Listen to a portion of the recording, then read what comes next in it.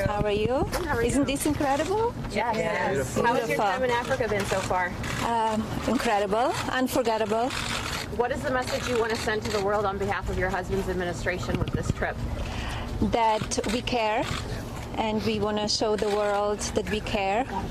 And I partnered and I'm working with USAID, and I'm meeting some of them here as well. And that's what I want to show, that we care.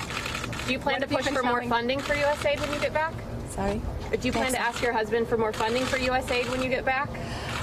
We are having funding, so we are helping the countries, and we're working hard for helping them, and we will continue to do so. Mrs. Trump, what have you been telling your husband about what you've seen on the tour, on the trip this week? I was so busy, I didn't have time, but I will when I come back to Washington, D.C. Given some of his derogatory comments reported about African countries, what will you tell him in response to that? And did that come up at all on your trip? Did anybody discuss that with you?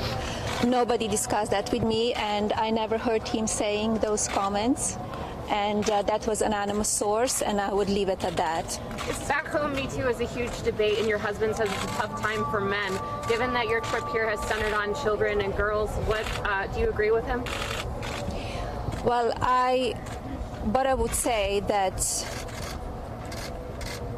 if we're talking about the Supreme Court and Judge Kavanaugh, I think he's highly qualified for the Supreme Court. I'm glad that Dr. Ford was heard. I'm glad that Judge Kavanaugh was heard. FBI investigation was done, is completed, and Senate voted. Did you believe Christine Ford? I will move on that, and I think all the victims, we need to help all the victims, no matter what kind of abuse they had. But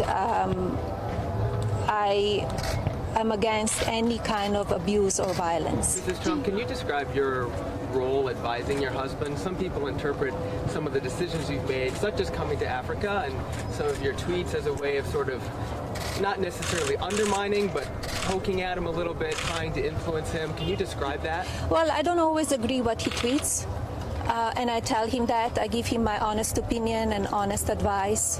And sometimes he listens and sometimes he doesn't. But I have my own voice and my opinions. And it's very important for me that I express what I feel. So sometimes you are trying to steer him maybe to be a little bit more polite in his public discourse and to maybe be a little bit more centered in some No, of his I tell policies? him my opinions, what I believe, and maybe in some of them we don't, maybe don't agree. He will do. I'm not elected, so he's the president. But I give him my opinion. Yes.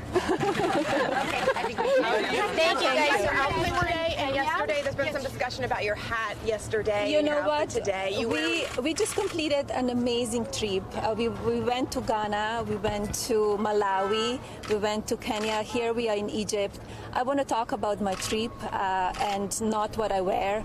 And that's very important, what I do, what we're doing with USAID, and what I do with my initiatives. And I wish people would focus on what I do, not what I wear. Mrs. what was your biggest accomplishment? Your trip is wrapping up. We're on the last day. What was your biggest accomplishment, do you think, here in the continent of Africa? Meeting with the people and thanking me for that I came. And they were all very warm and welcoming.